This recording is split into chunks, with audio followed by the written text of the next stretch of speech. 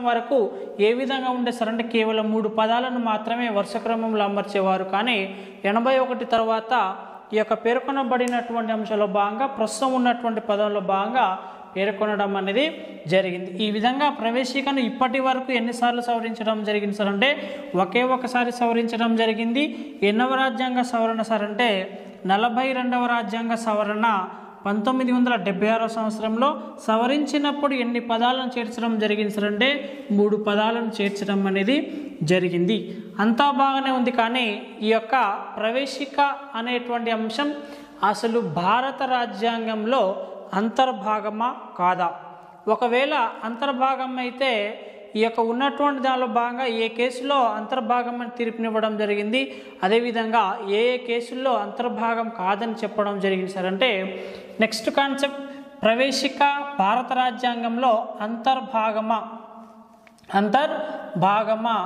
లేదా కాదా? మరి అంతర్భాగం అదేవిధంగా అంతర్భాగం కాదు అనేటువంటి అంశంలో 2 విధాలుగా భారత సుప్రీంకోర్టు ఇచ్చేటువంటి తీర్పులు వివిధ రకాల కేసుల్లో ఈ విధంగా చెప్పడం జరిగింది. అయితే అంతర్భాగమే అనేటువంటి కేసులు, అంతర్భాగం కాదు అన్న కేసులు మనకు భారత రాజ్యాంగంలో ప్రవేశిక అనేది అంతర్భాగమా కాదా? అంతర్భాగం అయితే ఏ కేసుల్లో అసలు మనకు భారత రాజ్యాంగానికి సంబంధించినటువంటి రాజ్యాంగ పరిషత్లో ఉన్నటువంటి సభ్యుడు ఎవరు సార్ అంటే లేదా భారత రాజ్యాంగానికి సంబంధించినటువంటి రాజ్యాంగ పరిషత్ యొక్క చైర్మన్ బాబు రాజేంద్ర ప్రసాద్.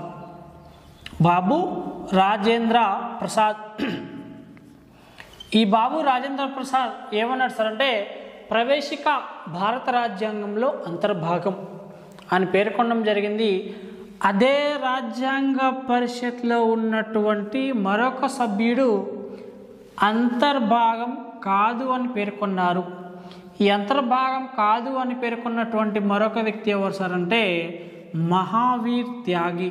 గుర్తుపెట్టుకోండి, మహావీర్ త్యాగి అంటే మనకు రాజ్యాంగ పరిషత్లో ఉన్నటువంటి సభ్యుల్లో ఒకరు బాబు రాజేంద్ర ప్రసాద్ ఏమన్నారు సార్ అంటే అంతర్భాగమే అని చెప్పడం జరిగింది. కానీ అదే రాజ్యాంగ పరిషత్లో ఉన్నటువంటి మరొక సభ్యుడు మహావీర్ త్యాగి అంతర్భాగం కాదు అని చెప్పడం జరిగింది. అయితే వీళ్ళిద్దరు చెప్పింది వాస్తవమేనా సార్ అంటే సమయంలో వీళ్ళు చెప్పడం జరిగింది. కానీ మనకు భారతదేశంలో ఉన్నటువంటి అత్యున్నతమైనటువంటి న్యాయస్థానం భారత సుప్రీంకోర్టు. ఆ సుప్రీంకోర్టు ఇచ్చినటువంటి తీర్పుల భాగంగా మనకు ఈ యొక్క అంతర్భాగమే అని చెప్పినటువంటి కేసు ఏ కేసు సార్ అంటే కేశవానంద భారతి 1973.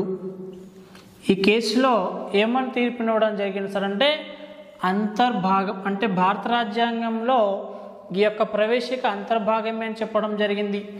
రెండవది మినర్వా మిల్స్ కేసు 1980. ఈ కేసులో కూడా ప్రవేశిక అనేది భారత రాజ్యాంగంలో అంతర్భాగమే అని తీర్పునివ్వడం జరిగింది. తర్వాత మనకు ఉన్నటువంటి దానిలో భాగంగా మరొక కేసు ఏ కేసు సార్ అంటే ఇక్కడ ఉన్నటువంటి దానిలో భాగంగా ఎల్ఐసి ఆఫ్ ఇండియా. ఈ ఎల్ఐసి ఆఫ్ ఇండియా కేసులో భాగంగా 1995 సంవత్సరంలో అంతర్భాగమే అని తీర్పునివ్వడం జరిగింది. దీంతోపాటు మరొక కేసు ఏ కేసు సార్ అంటే SR Bommai 1994. SR Bommai case ఎప్పుడు సార్ అంటే 1994 సంవత్సరంలో ఈ కేసులో అంతర్భాగమే అని తీర్పునివ్వడం అనేది జరిగింది. అయితే ఇక్కడ ఉన్నటువంటి దానిలో భాగంగా బాబు రాజేంద్ర ప్రసాద్ రాజ్యాంగ పరిషత్ సభ్యుడు అంతర్భాగమే చెప్పడం జరిగింది. కేశవానంద భారతి కేసు 1973. ఇయర్ కొంచెం ఇంపార్టెంట్ అమ్మా. ఒకసారి ఏం చెప్పడం జరిగింది అంటే ఒకవైపు కేసులు ఇచ్చి మరొక వైపు ఈ యొక్క వాటి యొక్క తీర్పు ఇచ్చినటువంటి సంవత్సరాలను వరుస క్రమంలో అమర్చమని చెప్పడం జరిగింది. ఆ విధంగా Kesavananda Bharati, Minerva Mills, LIC of India, SR Bommai ఈ యొక్క 4 కేసుల్లో కూడా భారత రాజ్యాంగంలో అంతర్భాగమే అని భారత సుప్రీంకోర్టు తీర్పునివ్వడం అనేది జరిగింది. మరి ఇక్కడ ఉన్నటువంటి దానిలో భాగంగా మహావీర్ త్యాగి అంతర్భాగం కాదు అని చెప్పడం జరిగింది. మరి అదే భారత సుప్రీంకోర్టు మరి ఏదైనా కేసుల్లో అంతర్భాగం కాదా లేదా ఇక్కడ అంతర్భాగమేనా అని చెప్పడం జరిగిందా సార్ అంటే అంతర్భాగం కాదు అన్నటువంటి కేసు ఏ కేసు సార్ అంటే బేరుబారి కేసు. బేరుబారి కేసు ఎప్పుడు సార్ అంటే 1960 సంవత్సరంలో మనకు భారత రాజ్యాంగ ప్రవేశికకు సంబంధించినటువంటి అంశంలో భాగంగా ఏంటి సార్ అంటే ఈ యొక్క బేరుబారి కేసులో భాగంగా ఈ యొక్క అంశాన్ని మనకు భారత రాజ్యాంగంలో ప్రవేశిక అనేది అంతర్భాగం కాదు అని 1960 సంవత్సరంలో తీర్పునివ్వడం అనేది జరిగింది. కాబట్టి ఈ యొక్క అంతకుముందు కంటే మనకు 1950 సంవత్సరంలో ఏకే గోపాలన్ కేసులో భాగంగా కూడా కాదని తీర్పునివ్వడం జరిగింది. అంత పర్టికులర్గా అది రాలేదు. కానీ బేరుబారి కేసులో భాగంగా మాత్రం 1960 సంవత్సరాల అంతర్భాగం కాదు అని తీర్పునివ్వడం జరిగింది. కానీ తర్వాత కాలానికి అనుగుణంగా 73, 80, 95, 94 సంవత్సరంలో భాగంగా ఇచ్చినటువంటి Kesavananda Bharati case, Minerva Mills case, LIC of India, SR Bommai ఈ యొక్క 4 కేసుల్లో అంతర్భాగమే అని చెప్పడం జరిగింది. బేరుబారి కేసులో భాగంగా 1960 సంవత్సరంలో అంతర్భాగం కాదు అని చెప్పడం అనేది జరిగింది. దీంతో మనకు ఉన్నటువంటి దానిలో భాగంగా భారత రాజ్యాంగ ప్రవేశిక అనేటువంటి అంశం పూర్తవడం అనేది జరిగింది. ఆ విధంగా మనకు ప్రవేశిక అనేటువంటి అంశాన్ని మనం ఏ దేశ రాజ్యాంగం నుండి గ్రహించడం జరిగింది సార్ అంటే అమెరికా దేశ రాజ్యాంగం నుండి గ్రహించడం జరిగింది. ప్రపంచంలో మొట్టమొదటిసారిగా ప్రవేశిక అనేటువంటి అంశాన్ని మనం ఏ దేశం నుండి గ్రహించడం జరిగింది లేదా ప్రపంచంలోనే తొలిసారిగా రాజ్యాంగం అనేటువంటి భావనను ఏ దేశం తమ యొక్క రాజ్యాంగంలో లెక్కించడం జరిగింది సార్ అంటే మనకు అమెరికా దేశ రాజ్యాంగంలో లెక్కించడం బ్రీఫ్గా మళ్ళీ ఒకసారి చెప్తున్నా. ఏంటి సార్ అంటే ప్రవేశిక ఏ దేశం నుండి గ్రహించడం జరిగింది సార్ అంటే అమెరికా దేశం నుండి గ్రహించడం జరిగింది. ప్రవేశికను మొట్టమొదటిసారిగా ఏ దేశ రాజ్యాంగంలో రూపొందించడం జరిగింది సార్ అంటే అమెరికా దేశ రాజ్యాంగం స్పెషాలిటీ ఏంటి సార్ అంటే ఆధునిక కాలంలో తొలిసారిగా రూపొందించినటువంటి రాజ్యాంగం అమెరికా దేశ రాజ్యాంగం. కాబట్టి తొలిసారిగా కూడా ఈ యొక్క ప్రవేశిక అనేటువంటి అంశాన్ని వివిధ దేశ రాజ్యాంగాలు ఉన్నప్పటికీ మనం ఏ దేశ రాజ్యాంగం నుండి గ్రహించడం జరిగింది సార్ అంటే అమెరికా దేశ రాజ్యాంగం నుండి గ్రహించడం అనేది జరిగింది. కాబట్టి ఈ విధంగా పేర్కొనబడినటువంటి అంశంలో భాగంగా ఈ యొక్క ప్రవేశికను 4 కోణాల్లో పరిశీలించవచ్చని పేర్కొన్నటువంటి వ్యక్తి ప్రొఫెసర్ జేఆర్ శివాక్. ఒకటి భారత ప్రజలమైన మేము, తర్వాత రాజ్యాంగ స్వరూపం, తర్వాత ప్రభుత్వం సాధించవలసినటువంటి లక్ష్యాలు, తర్వాత రాజ్యాంగ అమల్లోకి వచ్చిన రాజ్యాంగాన్ని ఆమోదించినటువంటి తేదీ. అంటే అక్కడ ఉన్నటువంటి దానిలో భాగంగా ఈ 4 కోణాల్లో మొత్తం మన భారతదేశ రాజ్యాంగంలో ఉన్నటువంటి ప్రవేశిక మన భారత రాజ్యాంగం యొక్క దేని గురించి తెలియజేస్తుంది సార్ అంటే రాజ్యాంగం యొక్క లక్షణాన్ని మరియు స్వభావాన్ని తెలియజేసేది ఏంటి సార్ అంటే రాజ్యాంగ ప్రవేశిక. అయితే ఈ యొక్క ప్రవేశికలో గతంలో అడిగినటువంటి ప్రీవియస్ క్వశ్చన్లు చాలా రకాలుగా అనేక విధాలుగా అడగడం జరిగింది. మనకు లౌకిక అనేటువంటి పదం ఉంటుంది. ఈ లౌకిక అనేటువంటి పదం భారత రాజ్యాంగంలో ఎక్కడ చేర్చబడింది లేదా ఎక్కడ కనబడుతుందని ఒకసారి అడగడం జరిగింది. అది ఎక్కడ సార్ అంటే మనకు భారత రాజ్యాంగ ప్రవేశికలోనే 42వ రాజ్యాంగ సవరణ ద్వారా 1976వ సంవత్సరంలో చేర్చడం జరిగిందని పేర్కొనడం అనేది జరిగింది. ఆ విధంగా క్వశ్చన్ ఏ విధంగా వచ్చినా కూడా వాటిని అనలైజ్ చేసేటువంటి కరెక్ట్ భాగంలో భాగంగా మనం ఆలోచించేటువంటి ప్రక్రియ కూడా అదే విధంగా ఉండాలి. కాబట్టి ఈ విధంగా మనకు పేర్కొనబడినటువంటి భారత రాజ్యాంగం ప్రవేశిక అనేటువంటి ఒక కాన్సెప్ట్ అనేది పూర్తవడం జరిగింది. ఆ తర్వాత భారత రాజ్యాంగ లక్షణాల్లో మరొక లక్షణం ఏంటి సార్ అంటే దృఢ మరియు అదృఢ రాజ్యాంగాల కలయిక.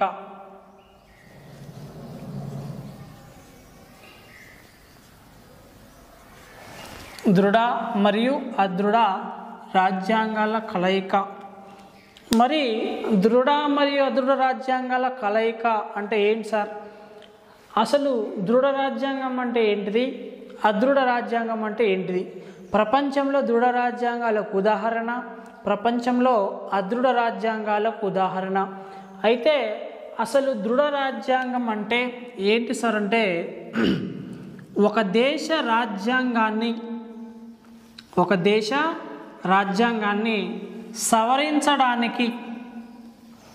సవరించడానికి కష్టతరంగా ఉన్నట్లయితే అటువంటి రాజ్యాంగాలను ఏ విధమైన రాజ్యాంగాలకు పేర్కొంటారు అంటే దృఢమైన రాజ్యాంగాలుగా పేర్కొంటారంటే ఆ దేశ రాజ్యాంగాన్ని సవరించడానికి కష్టతరంగా అంటే ఏ విధంగా సార్ అంటే ఈ యొక్క అంశంలో భాగంగా ఒక దేశ రాజ్యాంగాన్ని అంటే రాజ్యాంగాన్ని సవరించేటువంటి విధంగా, అదేవిధంగా రాజ్యాంగ చట్టాలు అదేవిధంగా సాధారణ చట్టాలు, ఈ రెండు చట్టాలను ఒకే విధంగా గుర్తుపెట్టుకోండి సార్, ఒకే విధంగా సవరించినట్లయితే అటువంటి రాజ్యాంగాలను మనం దృఢ రాజ్యాంగాలుగా పేర్కొంటారు. అంటే రాజ్యాంగపరమైన చట్టాలు మరియు అదేవిధంగా సాధారణపరమైనటువంటి చట్టాలు ఈ రెండింటినీ కూడా అంటే ఆ దేశంలో ఏదైనా ఒక చట్టం చేయాలి అంటే అది సాధారణమైన చట్టం కావచ్చు లేదా రాజ్యాంగపరమైన చట్టం కావచ్చు. ఈ రెండు చట్టాలను ఆ దేశ రాజ్యాంగం ఒకే విధంగా సవరించినట్లయితే అటువంటి రాజ్యాంగాలను దృఢమైన రాజ్యాంగాలుగా పేర్కొనవచ్చు. దీన్నే లేదా రాజ్యాంగాన్ని సవరించడానికి కష్టతరంగా ఉన్నట్లయితే అటువంటి రాజ్యాంగాలను మనం దృఢమైనటువంటి రాజ్యాంగాలుగా పేర్కొనవచ్చు. మరి ఈ యొక్క దృఢ రాజ్యాంగానికి ఉదాహరణగా ప్రపంచంలో మన ఏ దేశ రాజ్యాంగాన్ని పేర్కొంటారు అంటే అమెరికా దేశ రాజ్యాంగాన్ని పేర్కొంటారు. ప్రపంచంలో దృఢమైనటువంటి రాజ్యాంగాలుగా ఏ దేశ రాజ్యాంగాన్ని పేర్కొంటారు సార్ అంటే అమెరికా దేశ రాజ్యాంగాన్ని పేర్కొంటారు. అమెరికా దేశ రాజ్యాంగాన్ని ఏ విధంగా సవరించారు సార్ అంటే ఆ అమెరికా దేశంలో ఉన్నటువంటి ఈ పార్లమెంట్ సభ్యులు 2/3 పాటు కూడా ఆ యొక్క అమెరికాలో దేశంలో ఉన్నటువంటి రాష్ట్రాలు 3/4 తప్పనిసరిగా ఆమోదిస్తేనే ఆ దేశ రాజ్యాంగంలో ఏదైనా ఒక చట్టం, అది రాజ్యాంగ చట్టం కావచ్చు, సాధారణమైన చట్టం కావచ్చు. కాబట్టి పార్లమెంట్లో ఉన్నటువంటి సభ్యులు 2/3 పాటు దేశంలో ఉన్నటువంటి అంటే ఏ దేశం సార్ అంటే అమెరికా దేశంలో 3/4 యొక్క పేర్కొనబడినటువంటి రాష్ట్రాలు అంటే ప్రతి 4 రాష్ట్రాల్లో 3 రాష్ట్రాలు తప్పనిసరిగా ఆమోదించాలి. అదేవిధంగా పార్లమెంట్ సభ్యుల్లో 3 సభ్యుల్లో 2 తప్పనిసరిగా ఆమోదిస్తేనే అమెరికా దేశ రాజ్యాంగాన్ని సవరించడానికి అవకాశం అనేది ఉంటుంది. తర్వాత మరి దృఢమైన రాజ్యాంగం అంటే ఇది, మరి అదృఢమైన రాజ్యాంగం అంటే ఏంటి సార్ అంటే ఇప్పుడు రాజ్యాంగాన్ని సవరించడానికి కష్టతరంగా ఉన్నట్లయితే అటువంటి రాజ్యాంగాలను దృఢమైనటువంటి రాజ్యాంగాలుగా పేర్కొంటారు. మరి దృఢకు ఆపోజిట్లో అంటే వ్యతిరేక పదం ఆపోజిట్ వర్డ్ ఏముంటుంది సార్ అంటే అదృఢ. మరి ఇక్కడ కష్టం అనేటువంటి పదానికి ఆపోజిట్లో ఏముంటుంది సార్ అంటే సులభతరంగా. రాజ్యాంగాన్ని సవరించడానికి ఏ విధంగా సార్ అంటే సులభతరంగా ఉన్నట్లయితే అటువంటి రాజ్యాంగాలను ఏ విధమైన రాజ్యాంగాలుగా పేర్కొంటారు సార్ అంటే అదృఢ రాజ్యాంగాలుగా పేర్కొంటారు.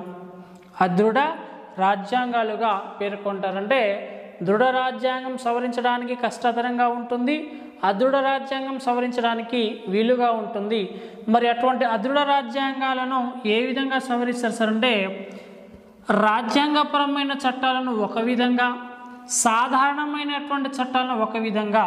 అంటే ఆ దేశంలో ఉన్నటువంటి ప్రజలను ఉద్దేశించి కానీ ఆ దేశ రాజ్యాంగాన్ని ఉద్దేశించి కానీ రాజ్యాంగపరమైనటువంటి చట్టాలు వేరుగా, సాధారణమైనటువంటి చట్టాలు వేరుగా, రెండు వేరువేరుగా సవరించినట్లయితే అటువంటి రాజ్యాంగాలను అదృఢ రాజ్యాంగాలుగా పేర్కొంటారు. మరి ఇక్కడ అదృఢ రాజ్యాంగానికి ఉదాహరణగా ఏ దేశ రాజ్యాంగాన్ని పేర్కొనవచ్చారంటే మన భారతదేశ రాజ్యాంగాన్ని ఒక అదృఢమైనటువంటి రాజ్యాంగంగా పేర్కొనవచ్చు. అసలు ఈ విధంగా ఒక దేశంలో ఉన్నటువంటి రాజ్యాంగాలను ఎవరు సవరిస్తారు సార్ అంటే ఆ దేశ పార్లమెంట్ సవరిస్తుంది. ఆ విధంగా మనకు ఉన్నటువంటి దృఢ మరియు అదృఢ రాజ్యాంగాల కలయికగా మన దేశ రాజ్యాంగాన్ని పేర్కొనవచ్చు సార్ అంటే మన దేశ రాజ్యాంగాన్ని సవరించేటువంటి పద్ధతుల ఆధారంగా మన దేశ రాజ్యాంగాన్ని సవరించేటువంటి పద్ధతుల ఆధారంగా దృఢ మరియు అదృఢ రాజ్యాంగాల కలయికగా పేర్కొనవచ్చు. మరి మన దేశ రాజ్యాంగాన్ని ఎన్ని పద్ధతుల్లో సవరిస్తారు సార్ అంటే ప్రస్తుతానికి మన భారత రాజ్యాంగంలో ఈ యొక్క రాజ్యాంగాన్ని సవరించడానికి 3 పద్ధతుల ఆధారంగా సవరిస్తారు. ఆ యొక్క నెక్స్ట్ కాన్సెప్ట్ ఏంటి సార్ అంటే భారతదేశ రాజ్యాంగ సవరణ పద్ధతులు. భారతదేశ రాజ్యాంగ సవరణ పద్ధతులు. రాజ్యాంగ సవరణ పద్ధతులు. భారతదేశ రాజ్యాంగ సవరణ పద్ధతులు. అసలు దేశ రాజ్యాంగాన్ని ఎందుకు సవరిస్తారు సార్ అంటే ఈ యొక్క దేశంలో ఈ యొక్క ఆధునిక కాలంలో కాలాన్ని బట్టి మారుతూ ఉండడానికి అంటే ఆ సమయంలో మనకు ఉన్నటువంటి పరిస్థితులను బట్టి ఆ దేశం యొక్క రాజ్యాంగాన్ని సవరించుకోవచ్చు. అంటే ఫర్ ఎగ్జాంపుల్ మనకు ఇటీవల కాలంలో 101వ రాజ్యాంగ సవరణ GST goods and service tax, అదేవిధంగా మనకు ఉన్నటువంటి దానిలో భాగంగా 102వ అధికరణ ప్రకారం BC commission, central BC CBC కేంద్ర ఇక్కడ ఉన్నటువంటి దానిలో భాగంగా CBC కమిషన్ను, అదేవిధంగా ఇక్కడ పేర్కొనబడినటువంటి 103వ రాజ్యాంగ సవరణ ద్వారా EWS ఎకనామికల్ అగ్రవర్ణాల్లో పేదల కోసం, అదేవిధంగా 104వ రాజ్యాంగ సవరణ ఈ యొక్క ఉన్నటువంటి దానిలో భాగంగా SC STలకు ఇక్కడ ఉన్నటువంటి రిజర్వేషన్లు పేర్కొనడం అనేది జరిగింది. ఆ విధంగా తమ యొక్క కాలానికి అనుగుణంగా సవరించారు. అంటే ఒక దేశానికి కావలసినటువంటి ప్రస్తుత అవసరాలను ఉద్దేశించుకొని ఆ దేశ రాజ్యాంగాన్ని సవరించుకోవచ్చు. అయితే మరి మన దేశ రాజ్యాంగాన్ని సవరించుకోవచ్చా సార్ అంటే సవరించుకోవచ్చు. ఎవరు సవరిస్తారు సార్ అంటే మన దేశ రాజ్యాంగాన్ని సవరించేటువంటి అధికారం ఎవరికి ఉంటుంది సార్ అంటే భారత పార్లమెంట్కు ఉంటుంది. మన దేశ రాజ్యాంగాన్ని సవరించేటువంటి అధికారం ఎవరికి ఉంటుంది సార్ అంటే భారత పార్లమెంట్కు ఉంటుంది. మరి భారత పార్లమెంట్కు ఉన్నప్పుడు ఆ యొక్క భారత పార్లమెంట్ ఈ యొక్క సవరించేటువంటి పద్ధతులను మన భారత రాజ్యాంగంలో ఎన్ని రకాలుగా విడదీయడం జరిగింది సార్ అంటే ఈ యొక్క మన భారత రాజ్యాంగాన్ని 3 పద్ధతుల ఆధారంగా సవరించవచ్చు. 3 పద్ధతుల ఆధారంగా సవరించవచ్చు. ఒకటేంటి సార్ అంటే సాధారణ మెజారిటీ. సాధారణ మెజారిటీ. రెండవది ఏంటి సార్ అంటే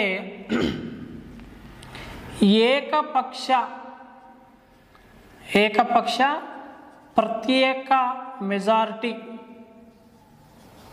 మూడోది ఏంటి సార్ అంటే ద్విపక్ష ప్రత్యేక మెజారిటీ. అయితే మన దేశ రాజ్యాంగాన్ని సవరించేటువంటి అధికారం ఎవరికి ఉంటుంది సార్ అంటే పార్లమెంట్కి ఉంటుంది. ఎన్ని పద్ధతుల ఆధారంగా సవరిస్తారు సార్ అంటే 3 పద్ధతుల ఆధారంగా సవరిస్తారు.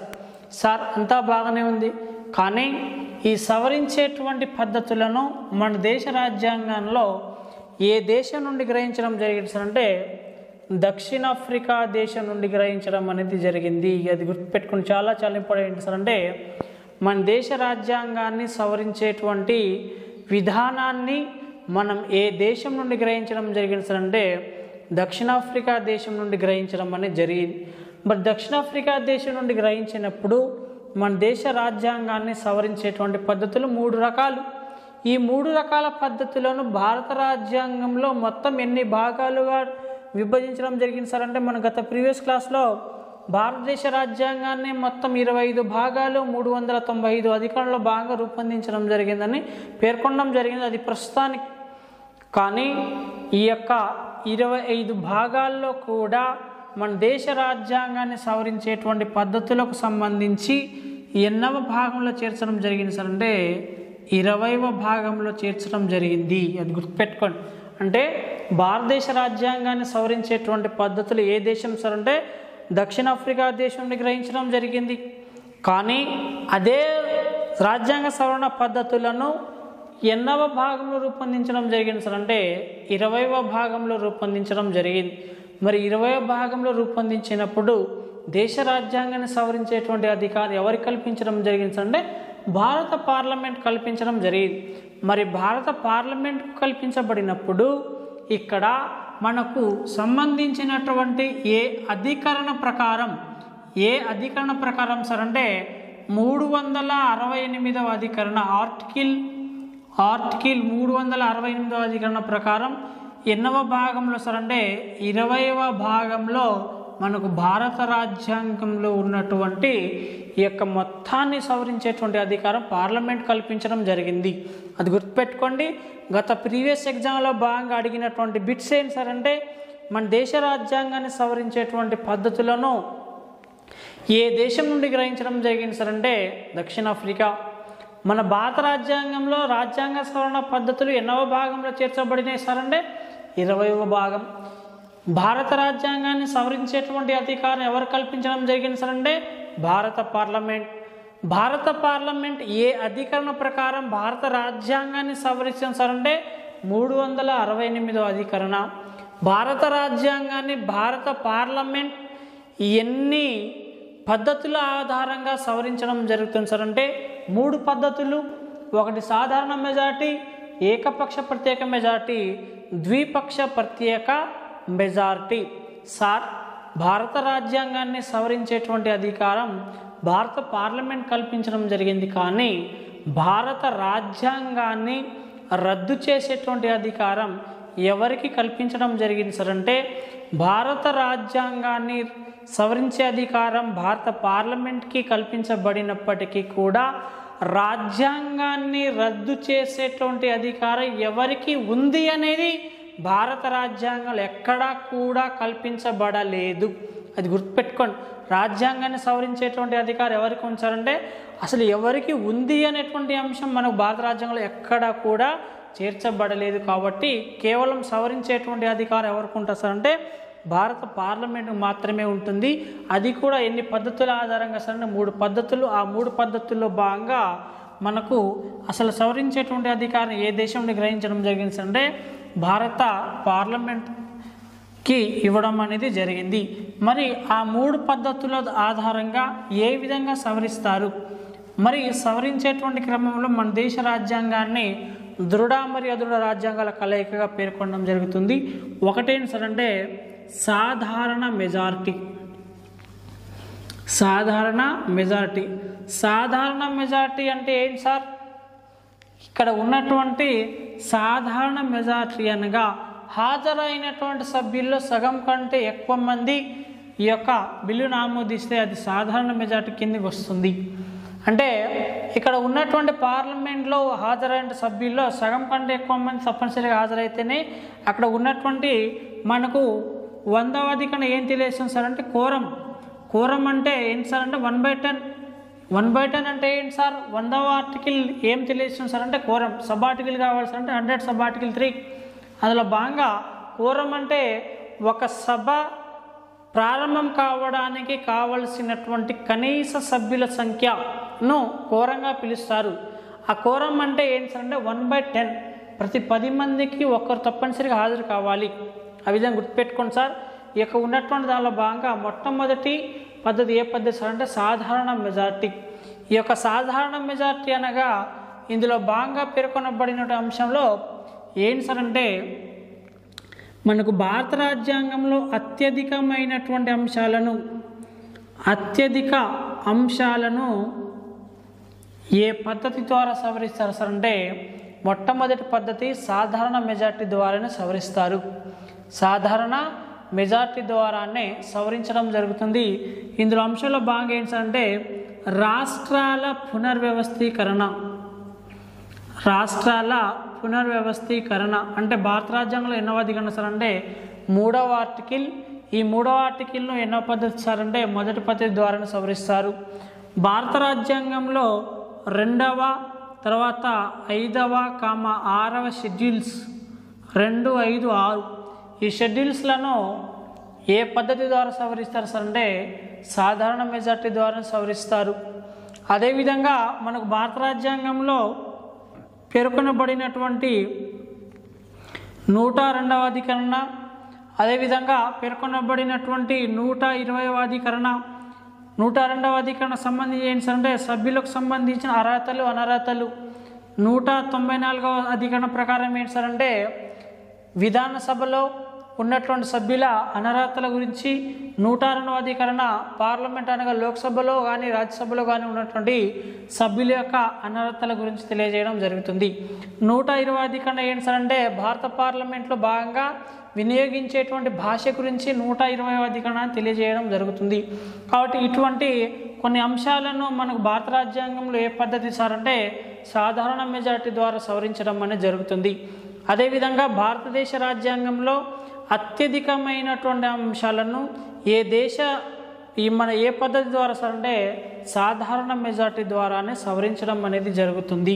అది గుర్తుపెట్టుకోండి సార్, చాలా ఇంపార్టెంట్ సార్. అంటే అత్యధికమైనటువంటి అంశాలను ఏ పద్ధతి ద్వారా సవరించడం జరుగుతుంది సార్ అంటే సాధారణ మెజార్టీ. అయితే ఈ యొక్క సాధారణ మెజార్టీ మనకు భారత రాజ్యాంగంలో దృఢ రాజ్యాంగమా అదృఢ రాజ్యాంగం అంటే ఈ సాధారణ మెజార్టీ అనేది అదృఢ రాజ్యాంగాన్ని తెలియజేస్తుంది. అది గుర్తుపెట్టుకోండి సార్. మన దేశ రాజ్యాంగాన్ని సవరించేటువంటి పద్ధతుల ఆధారంగానే మన భారతదేశ రాజ్యాంగాన్ని దృఢ మరియు అదృఢ రాజ్యాంగాల కలయికగా పేర్కొనడం జరిగింది. ఆ విధంగా సాధారణ మెజార్టీ అనేది అదృఢమైన రాజ్యాంగాన్ని తెలియజేస్తుంది. రెండవ పద్ధతి ఏంటి సార్ అంటే ఏకపక్ష ప్రత్యేక మెజార్టీ.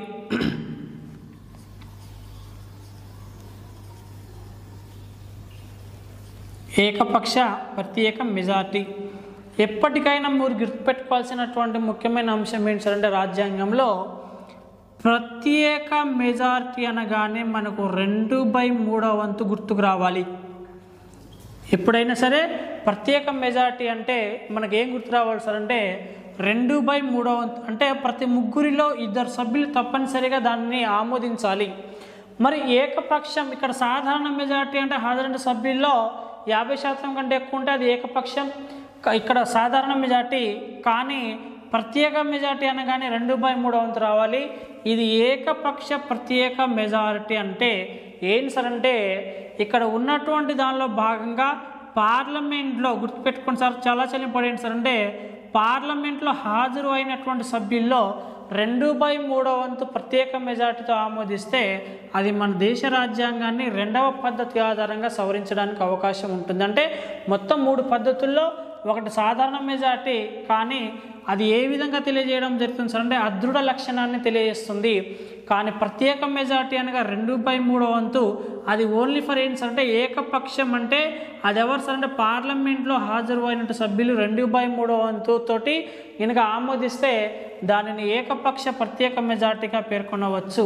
అయితే మరి ఈ రెండవ లక్షణం మరి దృఢ రాజ్యాంగం అదృఢ రాజ్యాంగం అంటే ఇది దృఢ రాజ్యాంగాన్ని తెలియజేస్తుంది. అంటే హాజరు అయిన సభ్యులు 2/3 వంతు తీర్మానంతో ఆమోదిస్తే ఈ యొక్క ఏకపక్ష ప్రత్యేక మెజార్టీ ద్వారా మనం చెప్పుకోవచ్చు. అయితే మనకు గత ప్రీవియస్ ఎగ్జామ్లో భాగంగా అడిగినట్టు బిట్ ఏంటి సార్ అంటే ఏకపక్ష ప్రత్యేక మెజార్టీ మనకు భారత రాజ్యాంగంలో 3వ భాగంలో ఉన్నటువంటి ప్రాథమిక హక్కులు అనేటువంటి అంశాన్ని ఏ పద్ధతి ద్వారా సవరించడం జరుగుతుంది సార్ అంటే రెండవ పద్ధతి అయినటువంటి ఏకపక్ష ప్రత్యేక మెజార్టీ ద్వారానే సవరించడం అనేది జరుగుతుంది. అదేవిధంగా భారత రాజ్యాంగంలో ఉన్నటువంటి 4వ భాగం ఏంటి సార్ అంటే ఇక్కడ ఉన్నటువంటి ఆదేశిక సూత్రాలు, ఈ యొక్క ఆదేశిక సూత్రాలు కూడా ఎన్నవ పద్ధతి ద్వారా సవరించడం జరుగుతుంది సార్ అంటే రెండవ పద్ధతి ద్వారానే సవరించడం అనేది జరుగుతుంది. నోటిఫికేషన్ పడి తర్వాత బుక్స్ మాత్రం పట్టొద్దు దయచేసి. ఇప్పటి నుండేనే చదవండి సీరియస్గా, ఇప్పటి నుండేనే సీరియస్గా ప్రయత్నించండి. డెఫినెట్గా సక్సెస్ అవుతారు. నిన్ను సక్సెస్ కారు, నీకు సక్సెస్ రాదు అని ఎవరైతే నిన్ను అవమానిస్తున్నారో వాళ్ళందరికీ సమాధానం నువ్వు సక్సెస్తోనే చెప్పాలా. వాళ్ళతో ఫైట్ చేయకూడదు, వాళ్ళతో వాదించకూడదు. ఎందుకంటే వాళ్ళు మూర్ఖులు. నీ యొక్క స్ట్రెంగ్త్ ఏందో తెలియదు, నీ బలం ఏందో తెలియదు, నీ యొక్క విజ్డమ్ ఏందో తెలియదు, నీ యొక్క దాన్ని ఏమంటారు కెపాసిటీ వాళ్ళకి తెలియదు. కెపాసిటీ తెలియని వాళ్ళ గురించి వాదించడం వేస్ట్. గుర్తుంచుకోండి, నీ గురించి నీకు తెలుసు, నాకు తెలుసు. నువ్వేదైనా సాధించగలవు ఈ ప్రపంచంలో. గుర్తుంచుకో, ప్రయత్నించినప్పుడు సరైన రీతిలో ప్రయత్నించు, సక్సెస్ని అందుకో. Wish you all the best.